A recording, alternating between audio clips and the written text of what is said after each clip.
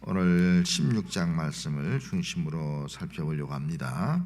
우리 프로젝트 한번 보겠습니다. 자, 15장 16장의 내용이죠. 먼저 1번 어떻습니까? 어린 양의 노래 15장의 내용이에요. 15장은 어린 양의 내용입니다. 지난주에 살펴봤듯이 어린 양의 노래는 누가 부르냐? 짐승과 짐승의 우상 숭배에 승리한 자들이 이 어린 양의 노래를 부를 수가 있습니다.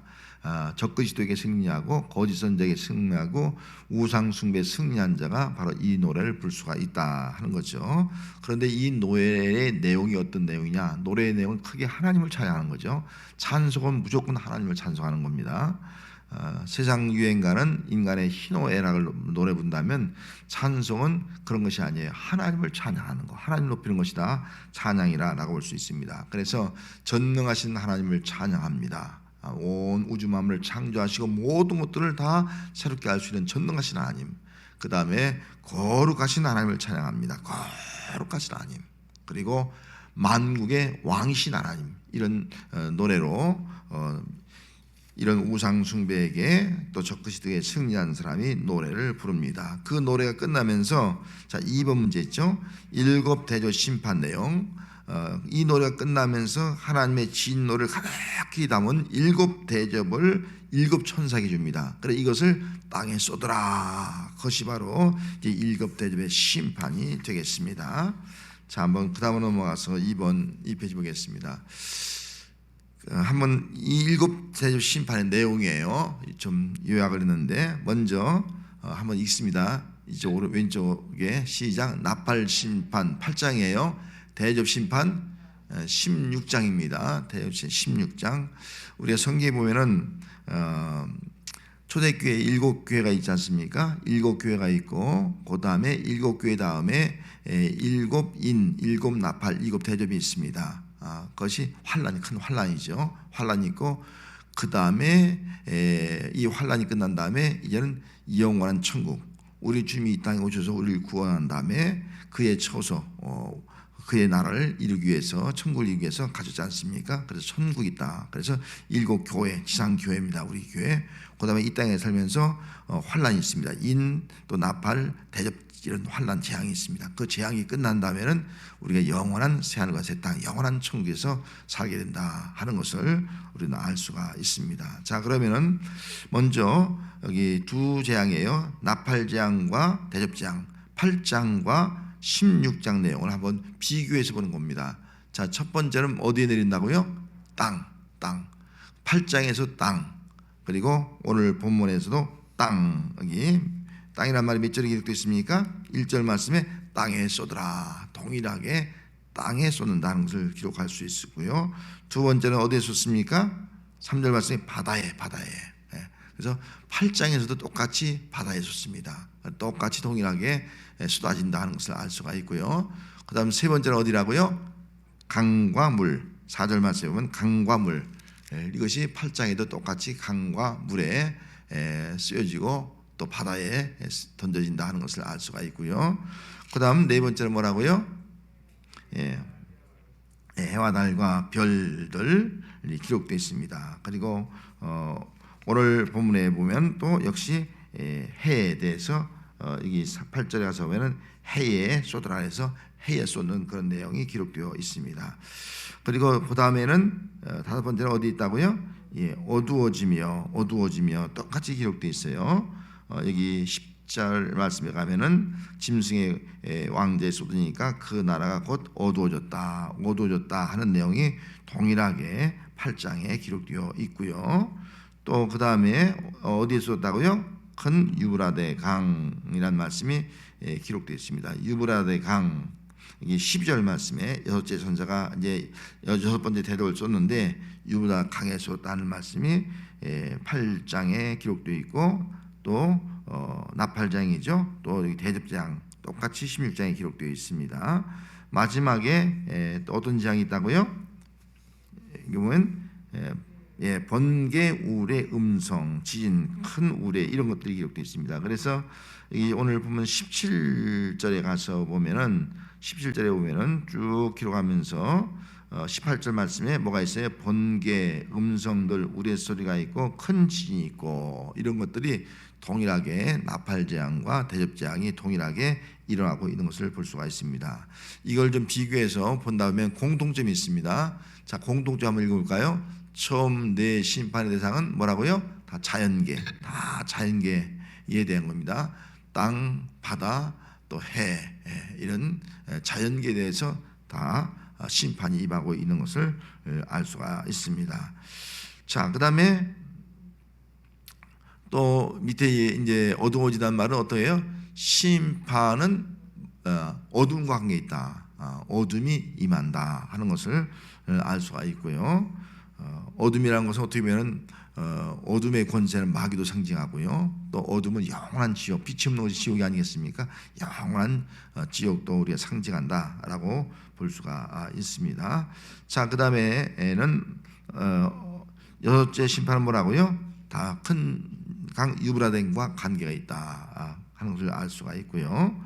그 다음에 마지막 재앙은 뭐 어떤 것이 관계 있다고? 심판은 번개, 우레, 음성, 진, 우박 이런 것과 그대로 연관되어 있다 하는 것을 알 수가 있습니다. 그래서 마태복음 24장 21절에 보면은 이는 그때에 큰 환란이 있습니다. 창세로부터 지금까지 이런 환란이 없었고 후에도 없으리라. 큰 환란, 창세로부터 지금까지 이런 환란이 없어요. 앞으로도 이런 환란이 없어요.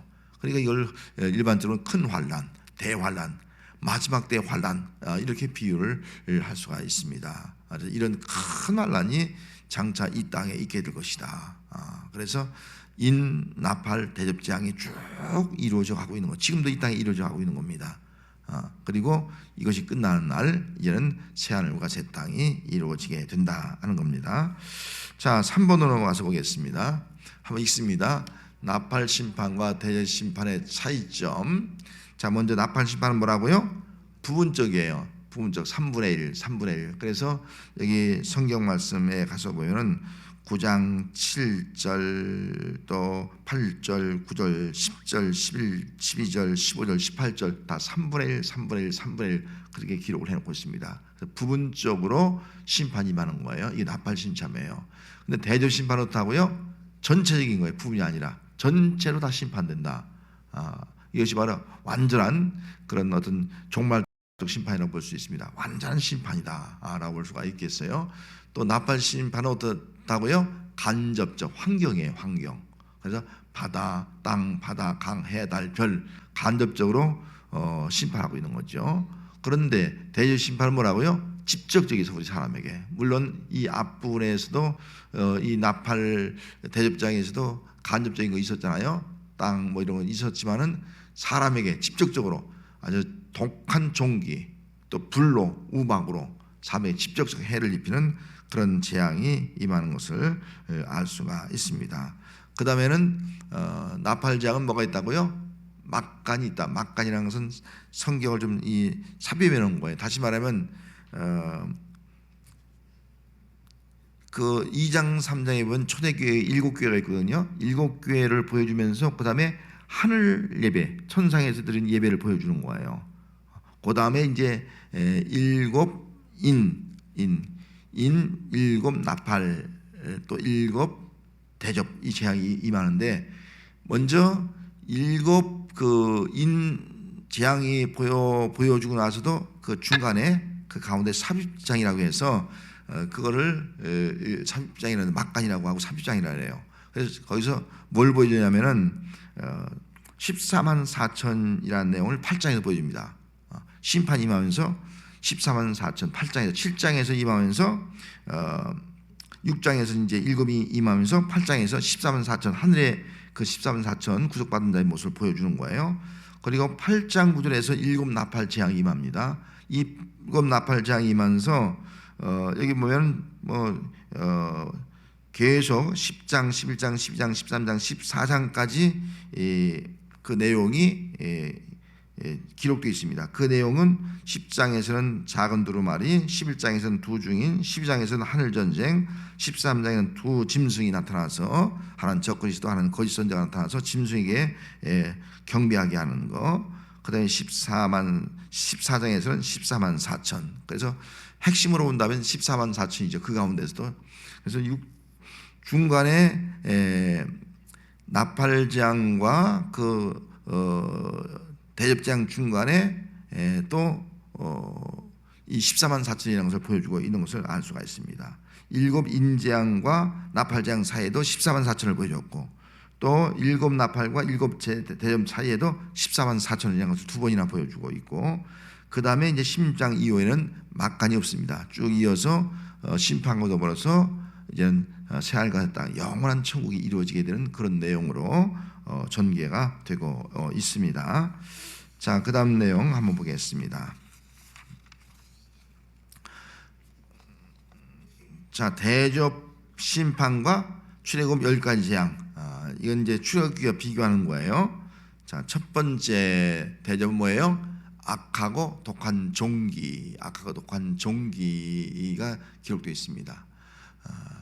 여기 악하고 독한 종기라는 말이 기록되어 있고,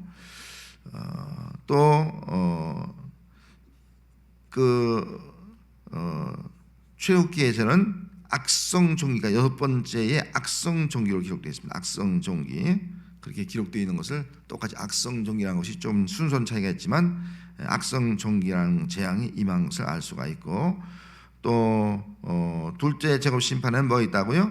바다에 피가 됐다. 그래서 첫째 재앙이 강에 피가 임했다 하는 것과 비교해서 알 수가 있고, 세 번째 대심판은 뭐가 있다고요? 강과 물이 피가 된 거예요. 첫째 재앙에 날강물이 피가 된 모습이 기록되어 있고요. 그 다음 넷째 대접 심판에서는 뭐라고요? 해가 사람을 태움. 이 병행규율은 출애굽기에는 없습니다. 그 다음 5번째 재앙은 뭐예요? 어둠이 임함. 근데 출애굽기에는 9째 재앙이 어둠이 임한 것이 기록되어 있고요. 그리고 6번째 대접 재앙은 뭐예요? 개구리 같은 영이 임하고요. 그런데 출애굽기 재앙에는 2번째 재앙으로 개구리 재앙이 임합니다. 개구리 재앙. 그 다음에 7째 대접 심판에서는 큰 지진이 있어요. 큰 지진, 우박이 임해요. 그러면서 출애굽기에는 7 재앙이 임하면서 큰 우박이 임합니다. 그러니까 병행규율이 거의 비슷하다는 걸 알 수가 있어요. 이스라엘 백성을 애굽에서 구원할 때 10가지 재앙과 심판을 통해서 구원을 했듯이 요한계시록의 마지막에도 이런 심판을 통해서, 이런 재앙을 통해서 결국은 우리를 온전히 구원하신다 하는 것을 알 수가 있습니다. 이건 좀 조금 구체적으로 살펴보면은, 먼저 첫 번째 대답은 우리 성경에 보면은, 성경 한번 보면서 봅시다. 자, 1절 말씀에 첫 번째 재앙은 어디에 쏟았습니까? 땅에 쏟았어요. 땅에 쏟았는데, 그 땅에 쏟았을 때 여기 보면은 어떤 현상이 나타났습니까? 2절 말씀에 짐승의 표를 받은 사람과 그 우상에게 경배한 자들에게 뭐가 나오요? 악하고 독한 종기. 그 짐승에게 경배하는 사람들, 우상에게 경배하는 사람들이죠. 이런 사람들에게만 악하고 독한 종기가 나더라. 이 악하고 독한 종기는 그냥 우리 몸에 이런 종기가 난 거 끝난 것이 아니고, 이건 어떤 약이나 어떤 의술로 치유할 수 없는 그런 종기예요. 어마어마한 그런 고통을 당하는 거예요. 낫지 않는 그런 종기다라고 보면 되겠습니다. 자, 두 번째 재앙은 뭐라고요? 바다에 쏟았습니다. 근데 바다가 뭐가 돼요? 피같이 되는 거예요. 그러니까 바다의 생물이 다 죽은 거예요. 이런 바다 생물이 다 죽으면 어떻게 되는 거예요? 우리 사람이 살 수가 없는 거예요. 모든 해상 무역도 다 중단되고 말이죠. 무역도 중단되고, 뭐 다 고기들이 떠 있는데 어떻게 배를 타고 가겠어요? 아주 무서운 모든 생물이, 바다 생물이 다 죽는 그런 재앙이 임하고 있는 것을 알 수가 있습니다. 세 번째는 어떤 재앙이 임했어요? 강과 물에 그런에 쏟으니까 뭐가 된 거예요? 다 피가 된 거예요. 피가 되면서 뭐라고 말씀했어요? 전에도 계셨고 지금도 계신 거룩하신 이여 이렇게 심판하신 의롭다 하면서 뭐라고 했어요? 그들이 성도들과 선자의 피를 흘렸으므로 그들에게 피를 마시게 하는 것이 합당하다, 그렇게 말씀하셨지 않습니까? 그래서 순교 성도의 피를 흘리고 밖에서 피를 흘리게 하기 때문에 피를 마시는 것이 마땅하다. 그래서 피의 재앙이 임한 겁니다. 여러분, 사람이 피를 마실 수 있어요? 물이 없는데 모든 물이 다 피가 된 거예요. 피를 마실 수밖에 없는 그 고통, 마실 수도 없죠. 물이나 마실 수 없이 그런 끔찍한 재앙이 임하게 된다. 그다음 네 번째 재앙은 뭐예요? 해에게 임하죠. 여기 8절 말씀에 해에 쏟으니까 어떻게 했어요? 해의 권세를 받아 불로 사람을 태우니라. 여러분, 해가 문제가 생기니까요, 이 지구가 뜨거워지든지 아니면 추워지든지 둘 중 하나 아니겠어요? 우리는 태양계는 태양에 의해서 적당한 온도에서 우리가 살아가는 것이 아니겠습니까? 태양이 뜨거워지면 우리 다 불타버리는 거예요. 태양이 멀어지면 우리 다 얼어 죽게 되어 있는 겁니다. 그래서 이 해에 대접을 쏟으니까 태양이 뜨거워져 갖고서 말이죠, 그 불로 사람들이 다 태워지는 거예요. 살 수가 없는 거예요. 태양빛에 다 불타 죽는 거예요. 이런 끔찍한 그런 재앙이 임하게 되더라 하는 겁니다. 그러나 그 다음에 다섯 번째 재앙이죠. 어디에 쏟았습니까? 짐승의 왕자에 쏟는 거예요. 왕자에 쏟으니까 나라가 어두워지더라. 모든 나라가 어두워지더라. 그래서 너무나 어두워져 갖고선 견딜 수가 없는 거예요. 그러면서 10절 말씀에 가서 보면은 사람들이 아파서 자기의 혀를 깨물고 자기의 혀를 깨러 견딜 수가 없는 거예요. 너무 고통스러워서. 막 지옥의 어떤 고통이에요. 지옥은 어둠이 있는 것 아니겠어요? 어둠의 세계. 그 지옥에서 당하는 고통처럼 말이죠. 너무너무 고통스러워서 견딜 수가 없어서 막 혀를 깨물면서 고통당하고 있는 그런 끔찍한 그런 고통이 이제 다섯 번째 대접으로 쏟아지고 있습니다. 자, 여섯 번째 대접은 어떻게 있다고요? 큰 유브라데 강에 던져지니까요, 강물이 말라버리면서 거기 개구리 같은 새역이 많은데 용의 입, 또 짐승의 입, 거짓 선자. 용은 사단이죠. 더러운 영, 사단의 입, 짐승의 입, 적그리스 돕니다. 그다음에 거짓 선자 입에서 나오는데 그 귀신의 영이에요. 귀신의 영이 임해서 사람들을 모아서 마지막 아마겟돈 전쟁을 일으키려고 합니다. 아마겟돈 전쟁을 일으키려고 하는 거예요. 이런 일들이 일어나게 되는 것을 알 수가 있습니다. 그런데 마지막 일곱 번째 천사가 어디에 쏟았어요? 공중에 쏟아요. 공중에 쏟은 거예요. 공중에 쏟으니까 어떤 현상이 나타납니까? 큰 지진이 만국성이 다 무너져요. 큰 지진으로 인해서 다 무너지는 거예요. 우레 번개, 음성, 우레 소리가 있으면서 큰 지진이 나면서 얼마나 큰지 말이죠. 지금까지 그런 지진을 본 적이 없는 거예요. 그런 지진으로 인해서 만국이 19절 말씀, 만국의 성들이 다 무너지는 거예요. 다 무너지게 되더라. 무너지는데 20절에 가서 보면 뭐가 없다고요? 섬도 없고 산악도 간데 없더라. 모든 것이 간데 없이 사라지는 그런 끔찍한 일이 일어나게 되더라 하는 겁니다. 그래서 공중에 임했다는 말은 어떻게 보면 전 우주적 심판이에요. 전 우주적 심판이 있을 거예요. 최후의 심판이라고 보면 돼요. 우주적 심판이 임할 것이다. 그리고 공중에 임했다는 것은요, 공중 권세 잡은 자 사단에 대한 심판이에요. 사단에 대해서 하나님이 심판하고 사단의 권세를 다 물리시겠다, 다 결박하겠다, 그런 모습을 여기서 보여주고 있는 겁니다. 자, 그 다음 넘어가서 보도록 하겠습니다. 한번 읽습니다. 예, 다섯 번째. 예. 자, 한번 제가 잘 안 보이네, 조금에서 크게 할 수가 없으니까 한번 자, 한번 읽어보겠습니다. 동일한 전쟁 묘사, 그 다음에 아마겟돈 전쟁, 또 그렇게 되어 있고요. 두 번째, 그 다음 두 번째까지 이어서 앞으로 용과 짐승과 선자, 짐승, 그 다음에 용, 그 다음에 그 다음에 임금들, 그 다음에 땅의 임금들과 그건데, 땅의 사단 전쟁, 그 다음에 밑에는 대장 교회, 그 다음에는 옆에 깨어있으라, 자기 옷을 지키라, 벌본 수치를 보이지 말라. 그 다음에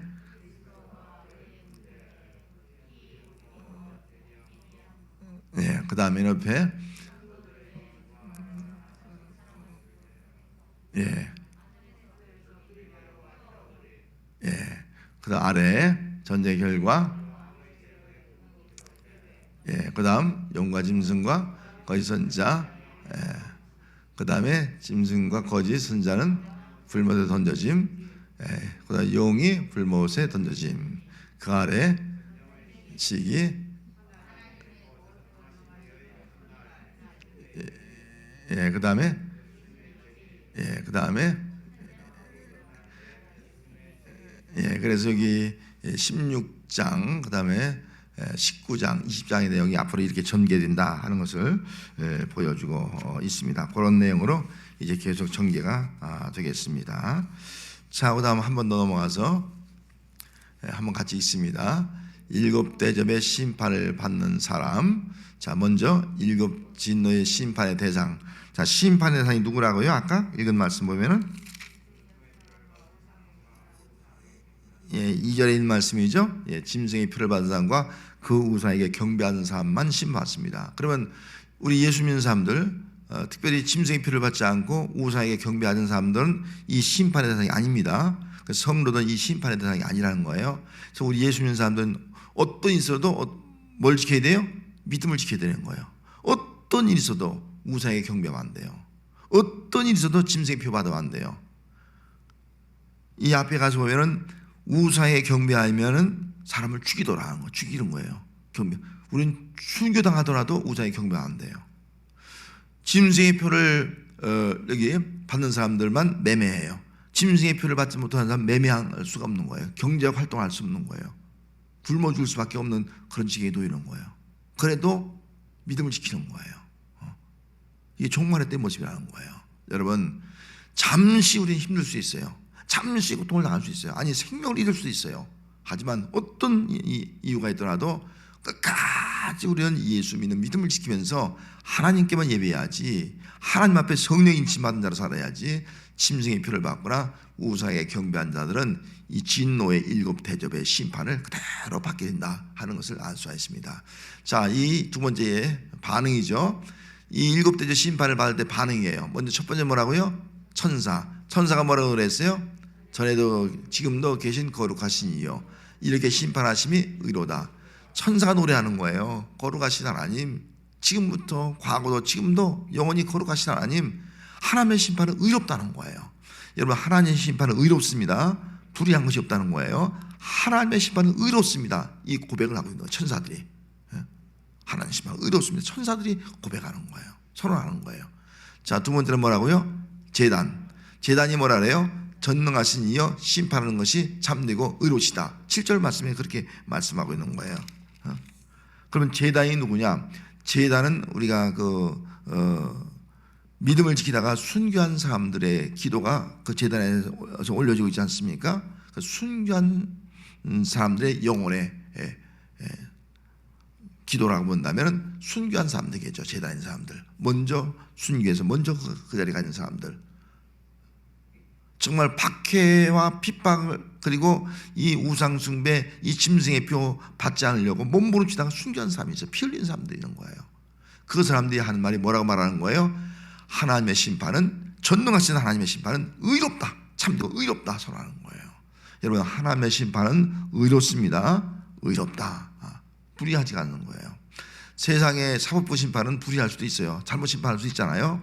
하나님의 심판은 그렇지 않다는 겁니다. 의롭다, 그렇게 말씀을 했습니다. 자, 그럼 사람들은 어떻게 반응했어요?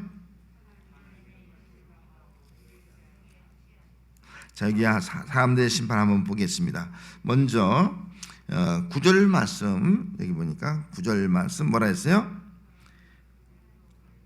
예, 하나님의 이름을 비방하면서 회개치 아니하고 주께 영광 돌지 않는 거예요. 끝까지 회개하지 않는 거예요. 여러분, 끝까지 회개하지 않아서 멸망당하는 거예요. 회개할 사람 벌써 다 회개한 거예요. 끝까지 회개하지 않고 하나님의 이름을 비방하고 영광 돌지 않는 거예요. 그 다음 11절 말씀도 뭐라 그랬어요? 자, 아픈 종기로 말미암아 어떻게 했어요? 하늘의 하나님을 비방하고 그들의 행위를 회개치 않는 거예요. 끝까지 하나님을 비방하고요, 회개치 않는 거예요. 여러분, 하나님 비방한 사람들이요, 불쌍한 사람들이에요. 이 마지막 7 대접의 심판 가운데 처하게 된다고요. 끝까지 회개하지 않고 하나님을 비방하는 모습이 기록되어 있습니다. 그 다음에 21절 한 번 더 봅시다. 쭉 내려와서 뭐라 했어요? 그 우박 재앙 때문에 어떡하고요? 하나님을 비방하니 그 재앙이 심히 큼이라. 하나님을 계속 비방하는 거예요. 그래서 짐승에게 경배하고 짐승의 표를 받은 사람은 끝까지 이 마지막 재앙 끝까지 회개하지 않더라. 그리고 하나님을 비방한다 하는 특징인 거예요. 그래서 하나님은 어떤 하나님이라고요? 아무도 회개치 않고 멸망치 않고 회개하기를 기다린다 그랬잖아요. 이게 하나님인데 이 사람들은 끝까지 회개하지 않아. 끝까지. 그래서 다 심판을 받고 결국은 멸망의 자리에 가게 된다 하는 것을 알 수가 있습니다. 자, 마지막으로 7번째 한번 읽습니다. 유브라 강이 말랐다는 의미 한번 있습니다. 유브라데 강이 말랐다는 것은 교회와 세상의 경계가 무너졌다는 것이다. 교회를 지키고 있는 울타리가 무너지고 경계가 없어지면 세상이 교회 안으로 급속히 들어오는 현상을 말한다. 교회 안에 들어온 세속 문화는 우리를 쉽게 여길 일이 아니다. 경계해야 할 대상이다. 먼저 이 세속 문화가 이 지금 유브라데 강이 말랐다는 것은 강이 말르니까 건너가고 건너올 수 있듯이 강은 하나의 마치 요단강이 가나안 땅과 이 광야를 구분했다지 구분했다지 말이죠. 구분이 된 거예요. 천국과 이 땅이 요단강을 건너가 구분되듯이 뭐가 구분된 거예요. 그런데 이 구분이 무너진 거예요. 교회가 세상과 교회가 뭔가 구분이 있는 거예요. 구분이 거리죠. 구분이 있는 거예요. 그 거리가 무너진 거예요. 무너지니까 세속 문화가 교회 안으로 다 들어온 거예요. 그 교회 안에 있는 성도들의 생각이 어떤 생각이에요? 말씀 중심의 생각이 아니라 뭐라고요? 세상적 사고를 하고 있는 거예요. 인본주의적 사고를 하고 있는 거예요. 우리는 신본주의적 사고를 해야 되지 않습니까? 하나님 중심의 사고, 인간 중심의 사고를 하는 거예요. 우리는 말씀 중심의 사고를 하잖아요. 저는 세상의 가치관 중심으로 사고를 하는 거예요. 이것이 교회 안에 들어온 거예요. 그래서 교회에서도 모든 일을 하다 보면요, 하나님 중심이 아니야. 자기 중심이야. 말씀 중심이 아니야. 세상에서 자기가 경험한 것 중심이야. 그거 가지고 옳다고 얘기하는 거예요. 이렇게 되어가고 있다는 겁니다. 이게 우위라는 거예요. 이것이. 여러분, 우리 믿는 자들은 구별된 성도인 줄 믿습니다. 교회도 구별된 성전인 줄 믿습니다. 성도, 성전이라고요. 구별된 거룩한 성도, 성전이에요. 우리 속에 세속 것이 들어오면 안 돼요. 우리는 선을 그어야 돼요. 그래서 구별된 성도 살아가야 되는 거예요. 교회 안에도 세상 것이 다 들어오면 안 돼요. 구별된 모습이 있어야 되는 거예요. 세상과 달라야 된다는 거죠. 이런 모습을 가지고 우리가 신앙생활을 해야 될 줄 믿습니다. 자, 그러면 15절 한번 읽습니다. 시작. 보라, 내가 도둑같이 오리니 누구든지 깨어 자기 옷을 지켜 벌거벗고 다니지 아니하며 자기의 부끄러움을 보이지 아니하는 자는 복이 있도다. 여기 먼저 도둑같이 온다 그랬잖아요. 하나님은 도둑같이 올 것이다 라고 말씀하고 있습니다. 그러면서 누구든지 깨어 있으라는 거예요. 깨어 있으라. 이 깨어 있으라는 말 속에는 뭐예요? 준비하라는 거죠. 깨어 준비하라. 준비하는 말 속에는 뭐예요? 충성하라. 충성하라. 준비하는 말씀은 뭐예요? 내가 주어진 일에 충성할 뿐만 아니라 영적으로 우리가 깨어서 기도하라는 거죠. 준비하라. 영적으로 깨어 있으라. 기도하라는 거죠. 기도하라는 거예요. 영적 싸움을 싸우라. 그래서 우리 성도들은 깨어 있다는 말은 두 가지를 꼭 명심해야 됩니다. 내게 주어진 일에 충성하는 거예요. 우리는 정말 깨어서 내게 맡겨진 일, 주심 오실 때까지 충성하는 거예요. 그리고 영적 싸움을 싸우는 거예요. 기도하면서 끝까지 영적 싸움을 싸우는 거예요. 이 두 가지를 왜 깨어 있는 거예요. 이 두 가지를 우리 감당해야 됩니다. 그런데 깨어 있지 못하면 맡겨진 일 충성 안 하려고 그래. 진짜 나 편한다고 살려고 그래. 또 영적 싸움 기도 안 하려고 그래. 이게 심각한 문제가 되는 겁니다. 그러면은 우리는 깨어 있는 성도가 되어야 할 줄 믿습니다. 깨어서 맡겨진 일에 충성합시다. 최선 다하고 말이죠. 그 다음에 영적 싸움을 싸워나가는 거 끊임없이. 예수님 싸워 승리하는 거, 이것이 우리 믿음 생활이 되어야 한다 하는 겁니다. 자, 두 번째 뭐라고요? 자기 옷을 지키라는 거. 자기 옷을 지켜라. 내 옷이 어떤 옷이에요? 우리는 그리스도의 옷을 입었잖아요. 그리스도의 옷. 천국에 가서 예수님의 보혈로 깨끗이 받은 신샘 옷을 입은 자들이 아니겠습니까? 내 옷을 지켜야 돼요. 이 옷이 더러지면 안 된다는 거예요. 여기 옷은 의로운 행위예요. 믿음으로 말미암아 의로워졌다는 그 모습이에요. 그래서 우리 믿음을 지킨다는 거예요. 이걸 지켜나가야지. 믿음을 지키지 못하고 짐승에 경배하거나 또 세상 것에 더럽힌다고 하면은, 우상의 것에 더럽힌다고 하면은, 죄악으로 더럽힌다고 하면은 안 된다는 겁니다. 그럼 부끄럼 나간다는 거예요. 우리 믿는 자들은 자기의 옷을 지켜나갈 수 있기를 바랍니다. 그리스도의 옷을 입었어요. 우리가 의의 옷을 입었다고요. 이걸 깨끗하게 끝까지 지켜나갈 수 있는 그런 삶, 이것이 바로 마지막 때 우리 성도들의 삶이 되어야 할 줄로 믿습니다.